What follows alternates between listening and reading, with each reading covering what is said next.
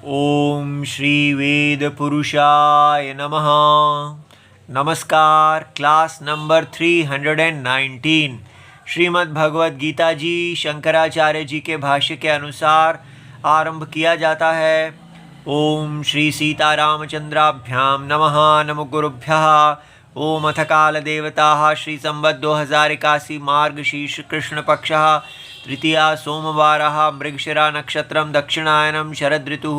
ओम तत्सत् श्री शंकराचार्याय गुरवे नमः। इंद्रियाणां हि चरतां यन्मनोनुविधीयते तदस्य हरते प्रज्ञां वायुर्नावमिवाम्भसि। अध्याय नंबर 2 और श्लोक नंबर 67। और ये है Shrimad Bhagavad Gita ji Gita press Gorakhpur book number 10 Shankaracharya ji के भाष्य वाली पुस्तक। अच्छा जी, तो अब हम पिछली बहुत सी कक्षाओं से भगवान हमको ये बता रहे हैं कि कैसे जो ब्रह्म ज्ञानी है, जिसने आत्मा और अनात्मा के विषय में ज्ञान प्राप्त कर लिया है, उसको अपनी इंद्रियों को वश में करना चाहिए। नहीं तो उसके ज्ञान को इंद्रियां बहा के ले जाएंगी और वो विषयों में ही घूमता रह जाएगा। इसलिए इसी के क्रम में अब भगवान हमको इस श्लोक में बता रहे हैं कि एक उदाहरण दे रहे हैं कैसे इंद्रियां जो हैं वो हर लेती हैं। ठीक है, कैसे इंद्रियां जो हैं वो हमको आत्मा के ऊपर विचार करते हुए व्यक्ति को हर के विषयों की तरफ ले जाती हैं। इसका इलस्ट्रेशन, एक उदाहरण हमको यहाँ दिया जा रहा है। तो इस श्लोक में एक बहुत गहरापन है। सारी भगवत गीता जी में बड़ा गहरापन है, गंभीरता। उसको हमें देखना है कि जब भी कोई भगवत गीता का श्लोक शाब्दिक अर्थ में लिया जाएगा तो एक बड़ा सरल दिखता है, लेकिन जब उसको गहराई में देखने लगते हैं तो एक अलग ही दुनिया में ले जाता है।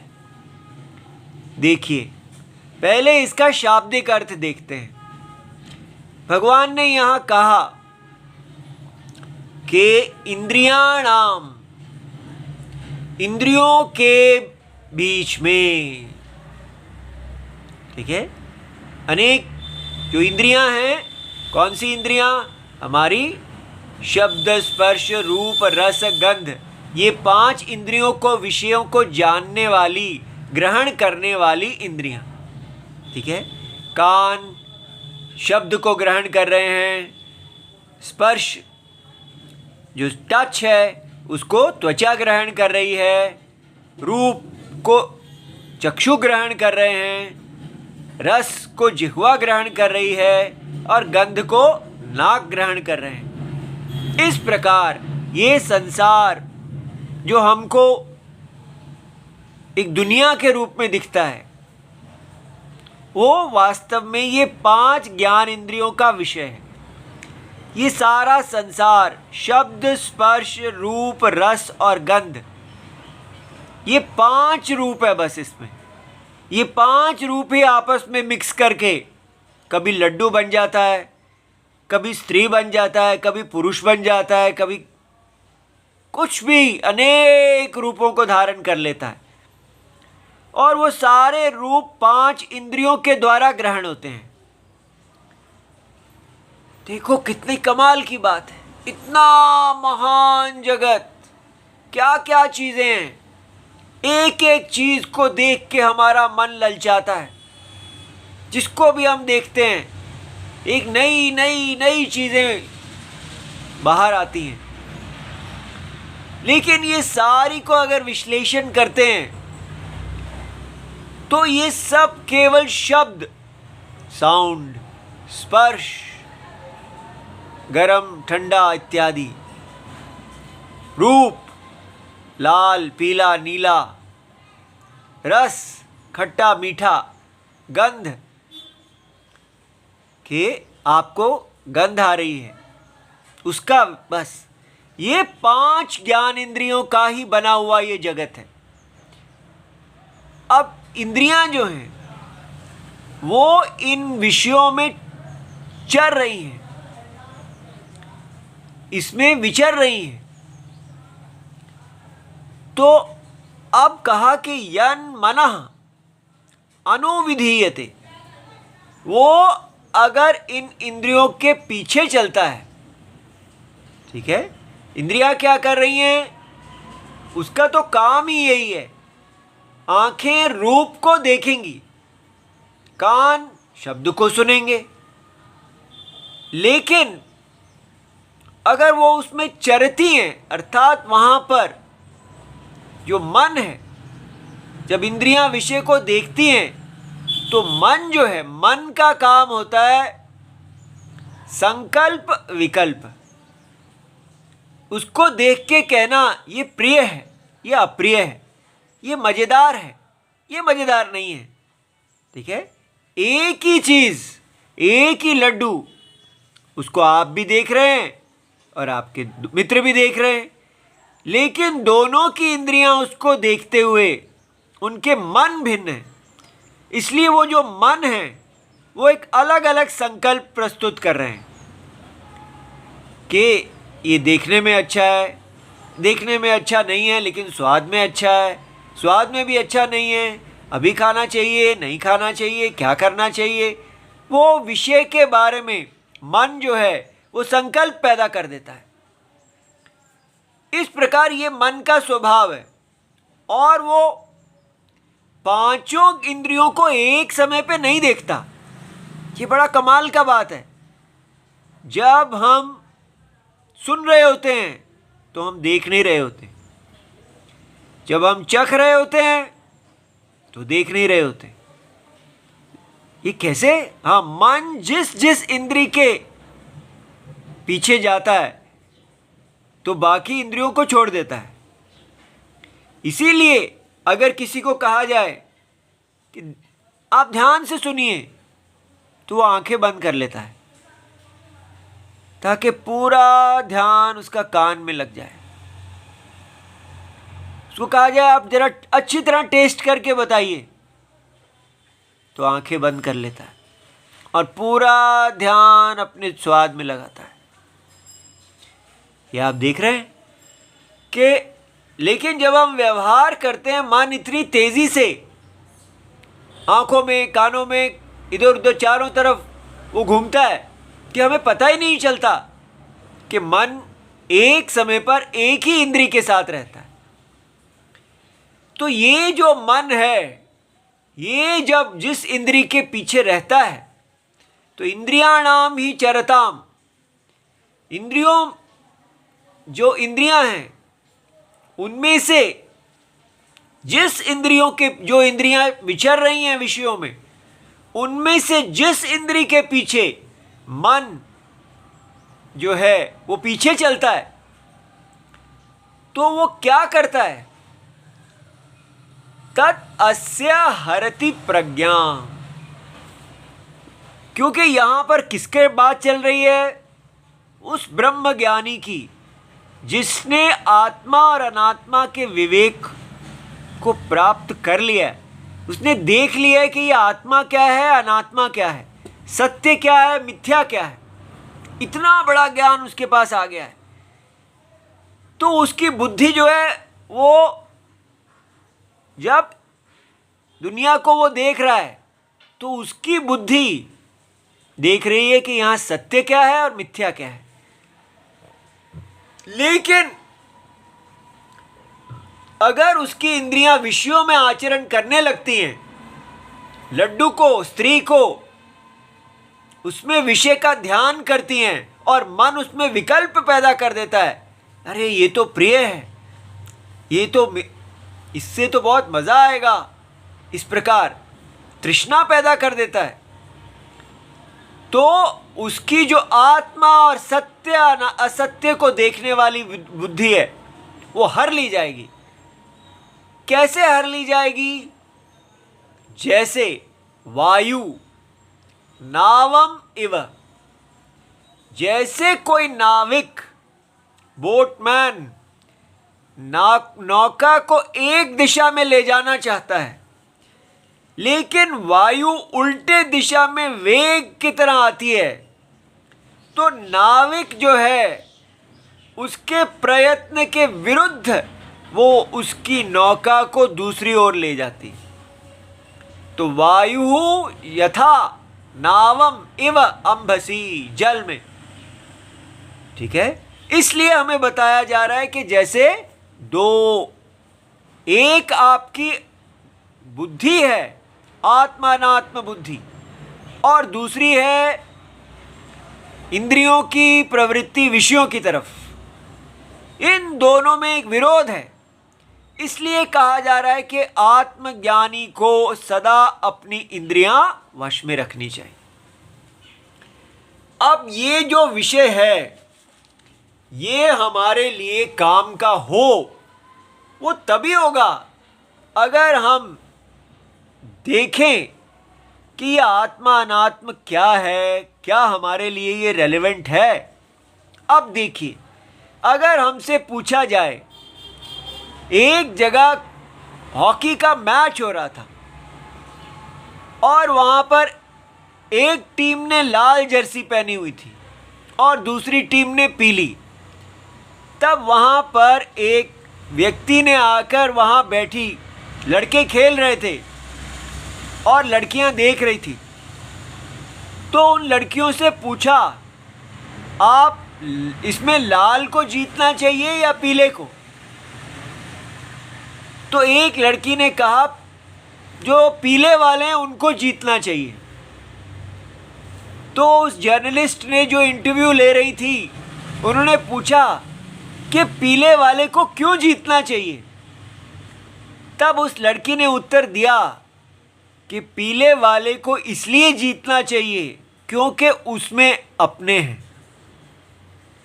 देखिए, वहाँ पर उसके प्रिय लोग, भाई इत्यादि, जो भी उसके मित्र जो भी हैं, उसको जानने वाले हैं, वो पीली वाली टीम में थे और लाल वाली टीम में उसको जानने वाले नहीं थे। इसलिए उसने कहा कि आनंद तभी आएगा, खुशी तभी होगी अगर मेरे जीत जाएंगे और जो मेरे नहीं हैं वो हार जाएंगे। ये बात समझ में आया? अब देखिए, वो तो हम कहें ये तो सभी ऐसा सोचते हैं, लेकिन इसी के ऊपर सारा जीवन चल रहा है कि जब हमारी इंद्रियां आगे खड़े पीले और लाल को देखती हैं तो उसके अंदर हमें दिखता है कि लाल वाले हमारे नहीं हैं और पीले वाले हमारे हैं। पीले को जीत जाना चाहिए, लाल को हार जाना चाहिए। और अगर उल्टा हो जाए तो हम दुखी हो जाते हैं, और अगर ऐसा हो जाए तो हम खुशी से नाच उठते हैं, उसका हम उत्सव मनाना चाहते हैं। कहाँ शोक, एक शोक की स्थिति बन जाती है अगर पीले वाले हार जाएं, और अगर पीले वाले जीत जाएं तो हर्ष की स्थिति बन जाती है। तो पूरा जीवन हमारा मन जो है वो इंद्रियों के पीछे रहता है, और जो भी हम दुनिया में देखते हैं वो मन उसके साथ विकल्प पैदा कर देता है, इसको जीतना चाहिए या इसको जीतना चाहिए। बुद्धि जिसका काम है निश्चय करना, कि एक ऐसा निश्चय जो धर्म हो, निष्पक्ष धर्म होना चाहिए। लेकिन मन जो है जिसमें राग और द्वेष है, ये मेरे हैं, ये पराये हैं, इस प्रकार मन जो ये कहता है, वो आपने अगर जो भी बुद्धि से निश्चय किया हो राग और द्वेष रहित, लेकिन मन के राग और द्वेष आपको बुद्धि की सुनने नहीं देते हैं, इसलिए सारा जीवन राग और द्वेष की ही भेंट चढ़ जाता है। हम जैसे पुराने ज़माने के रिकॉर्ड हुआ करते थे, वो एक ही बस में चलते रहते थे, गोल गोल वो तवा घूमता रहता था, उसकी प्लेट, और वो उसमें फंस जाता था, तो एक ही लाइन बार बार बोलता रहता था। इसी प्रकार करोड़ों अरबों जन्म बीत जाते हैं, हम लाल और पीला जो बुद्धि के हमारे मन के वासनाएं हैं, मेरे और अपने, मेरे जीतने चाहिए अपने और पराए हार जाने चाहिए, इसी प्रकार जीवन जीते हैं। और ये जो है, इसमें खराबी क्या है? इसमें खराबी ये है कि हमें कहना चाहिए कि सत्य मेरा है और असत्य मेरा नहीं है। मेरा और पराया की डेफिनेशन होनी चाहिए सत्य। जो सत्य है वो मैं हूं और असत्य मैं नहीं हूं। मुझे सत्य के पक्ष में होना चाहिए, ना कि अपने के पक्ष में। यही बात सारी भगवत गीता यहीं से आरंभ हुई। अर्जुन ने कहा कि मैं अपनों को नहीं मार सकता, और भगवान ने उनको बताया कि आपको अपने और पराये देख के युद्ध नहीं करना चाहिए, आपको सत्य और असत्य देख के युद्ध करना चाहिए। जो सत्य का पक्ष है वो धर्म का पक्ष है, और जो असत्य का पक्ष है वो अधर्म का पक्ष है। सत्य की जय होनी चाहिए, सत्य की जय में ही सबका कल्याण है। चाहे सत्य की जय में आपके प्रिय हार जाएं, कोई बात नहीं, लेकिन अगर सत्य जीतेगा तो सबका कल्याण होगा। इसलिए वही धर्म है जिसमें सत्य की जय होती है। तो सत्य क्या है? तब भगवान, ये भगवत गीता हमें एक सत्य दिखाती है। इसलिए देह वर्सेस देह, ये देह जीते या वो देह जीते, ये कहानी भगवत गीता नहीं कहती है। भगवत गीता हमको ये देह पॉलिटिक्स में से निकाल के सत्य में ले जाती है। सत्य में पॉलिटिक्स नहीं है। सत्य जहाँ नहीं होता वहाँ पॉलिटिक्स होता है। पॉलिटिक्स माने पावर, मेरा और तेरा, मेरी जय। इसलिए धर्म युद्ध,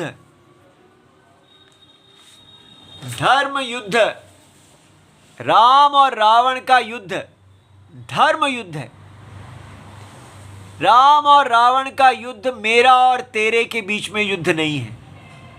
महाभारत धर्म युद्ध है, मेरे और तुम्हारे दो पक्षों के बीच में युद्ध नहीं है। ये हिंदुइज्म है कि धर्म, अगर हमको सच्चा हिंदू बनना है, सनातनी अपने आप को कहते हैं, तो हमें निश्चय होना चाहिए कि धर्म क्या है। ठीक है, अपनी बुद्धि से आप अपने राग द्वेष से ही अगर धर्म का निश्चय किए जा रहे हैं, तो वो तो यही स्थिति बन जाएगी कि मन ने आपको बता दिया कि धर्म क्या है। मन में राग द्वेष है, मन यही कहेगा कि जो मेरा है वो धर्म है, उसका पक्ष धर्म है, जो मेरा नहीं है वो अधर्म है, जिसमें मुझे मजा आता है वो धर्म है। अर्जुन यही कह रहे थे कि अगर ये दुर्योधन आदि मर जाएंगे, भीष्म इत्यादि मर जाएंगे, तो मुझे मजा नहीं आएगा, मैं इनके साथ सुख पाऊंगा। इसलिए ये धर्म नहीं है। सिंपल। वो जिससे पीला और इसका प्रश्न पूछा गया और अर्जुन, इन दोनों में कोई अंतर नहीं है। वो एक सामान्य लड़की बिना किसी ज्ञान के कह देती है कि पीले को जीतना चाहिए, लाल को नहीं। अर्जुन ने भी यही बोला, जो इतने विद्वान हैं, और हम सब भी यही कह रहे हैं। इसलिए सच्चा हिंदू बनने के लिए हमको जानना चाहिए कि भगवत गीता में भगवान ने अर्जुन को कौन सा धर्म दिखाया कि अर्जुन ने कहा अब से मैं पीला लाल नहीं करूंगा, मैं सत्य की जय के लिए जीऊंगा। तो देखिए, भगवान ने क्वेश्चन बदला, देह जीतनी चाहिए या आत्मा। लाल और पीले के बारे में क्वेश्चन नहीं कि लाल जीते या, ये दो पक्ष नहीं है, वो पक्ष या ये पक्ष। भगवत गीता हमारे लिए पक्ष बदल देती है। देह का पक्ष जीतना चाहिए या आत्मा का पक्ष।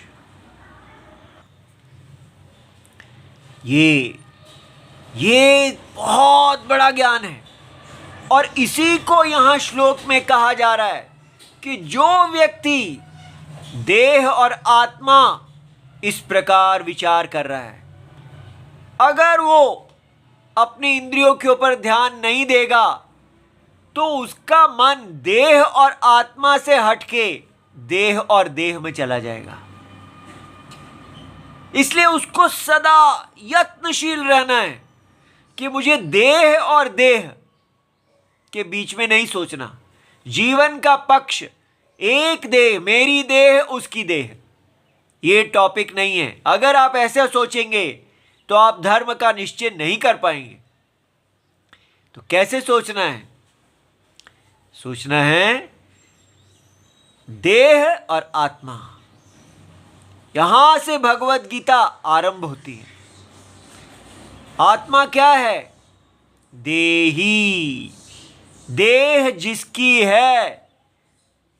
ठीक है, तो ये याद रखिए कि जिसको आप अकेला देह कह रहे थे, उसी देह के अंदर दो हो गए। आपको ये मैं और ये वो, ये मैं ये तुम, हम ऐसा करते हैं, मैं जीतूं या तुम जीते। लेकिन भगवान कहते हैं जिसको आप मैं कह रहे हैं वो उसके दो हिस्से हैं, देही और देह। अब बताओ कौन मैं है और कौन तुम है? कितनी बड़ी बात है, कितनी गहरी बात है। ये है आई, मैं। इसी के अंदर दो विभाग कर दिए भगवान ने। ये मैं, क्या मैं का अर्थ है देही या मैं का अर्थ है देह? ठीक है, बॉडी या बॉडी वाला, देह वाला, देह। अब बताइए इस प्रकार की विचार करने के लिए कैसा आदमी चाहिए? जैसे ही वो इसमें जाएगा, इंद्रियां उसको खींच के ये सब बंद करो, यहीं ले जाएंगी। ये देह आई यू, हम यहीं रहते हैं, देह देह, आई यू। और भगवत गीता क्या कहना चाह रही है? अपनी इंद्रियों को खींचो और यहां लाओ। ये है आई। अब इस आई के अंदर फिर से देखो, देही और देह। अब कौन है आई और कौन है यू? और हम देखते हैं कि सच्चा आई ये है, देही, अहम देही। अहम प्रत्यय, अहम शब्द का प्रयोग देही पे हो सकता है। देह दृश्यम है, देह जो है वो अहम नहीं है, वो यू है।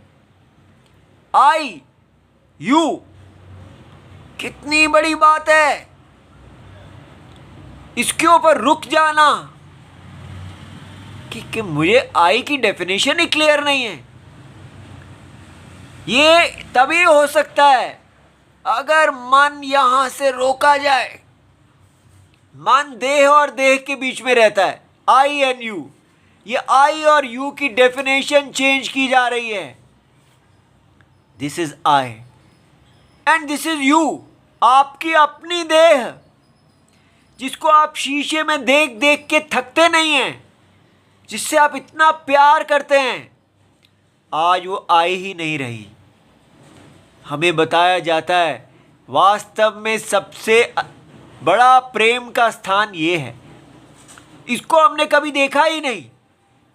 हम देही से प्यार करते हैं।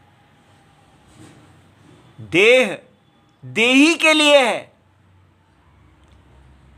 देह जो है उससे हम सारे भोग, इंद्रियां विषयों के बीच में जाती हैं और वो विषयों को ग्रहण करती हैं, और वो जो कुछ भी आता है उसका भोग देह नहीं करती, वो देही के लिए होता है।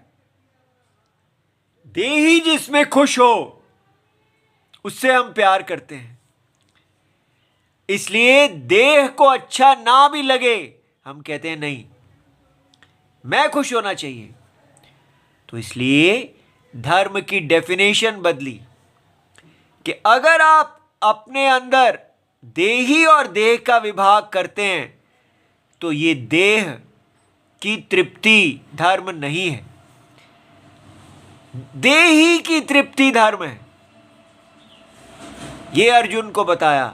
अर्जुन, तुम कह रहे हो कि अगर ये देह चली जाएगी भीष्म इत्यादि की, तो ये वाली देह रोने लगेगी, ये देह इसकी खुशी का साधन है। और यहां बदल दिया, नहीं, ये देह इस देही की खुशी का साधन है। तो अगर ये देही की खुशी आपने देखनी है तो ये देही कौन है? और भगवान कहते हैं कि ये देही अविनाशी आत्मा है, ये मैं हूं, सारे जगत की एक अविनाशी आत्मा देही मैं हूं। देखिए कितना बड़ा, थोड़ी सी भी देर के लिए देखना हो सिर चकरा जाता है कि आपकी देह में जो देही है वो अविनाशी, पूरे जगत की, इस सारे ब्रह्मांड की आत्मा ये है। और क्योंकि ये सारे ब्रह्मांड की आत्मा है तो इसकी देह भी केवल ये नहीं है, सारे ब्रह्मांड की जितनी देह है, पूरा ये ब्रह्मांड इस देही का देह है। ये बात समझ में आ रही है? देखिए, तब हम यहां पहुंच जाते हैं कि ये देह, समष्टि देह और व्यष्टि देह, इस सारे का देही ये देह है। देह दो प्रकार की है, पार्ट, लिमिटेड और अनलिमिटेड। लिमिटेड जो है अनलिमिटेड के अंदर है, सीमित असीमित के अंदर है। इस प्रकार हमारे ब्रह्मज्ञानी देख रहे हैं कि एक देही है और उसकी दो देह हैं, एक है लिमिटेड, अनंत लिमिटेड है, और एक अनलिमिटेड है। इस प्रकार ये सारा जगत ऐसा बना है। और वो देही का ये जो देह है ये कहां से आ गया? तो कहा जाता है ये देह अज्ञान से आया। जैसे रस्सी में सांप आ जाता है। देह सत्य ही सत्यम है और देह मिथ्या है। सत्य ने असत्य को पहना हुआ है, ऐसा संबंध है इनके अंदर। अब देखिए, जो ज्ञानी इस प्रकार देख रहे हैं कि मैंने जो देह पहन रखी है वो ये है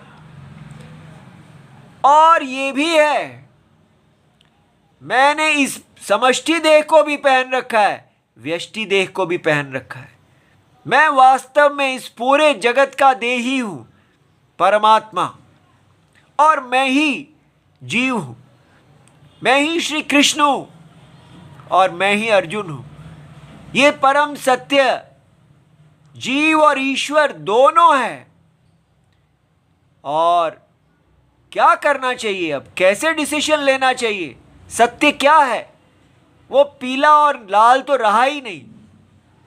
कहानी हुई इस सत्य आत्मा का ये यज्ञ है और यहां कोई अपना नहीं, कोई पराया नहीं, बस एक साक्षी आत्मा है, सत्य आत्मा, जो इस माया जगत को देख रहा है, मायावी। तो अर्जुन क्या करेंगे? ओम मायाविने नमः, ओम मायाविने नमः। सदा मायावी मायावी, माया की पूजा नहीं करेंगे, मायावी की करेंगे। मायावी ये देही है, जिसकी माया से ये देह बनी है।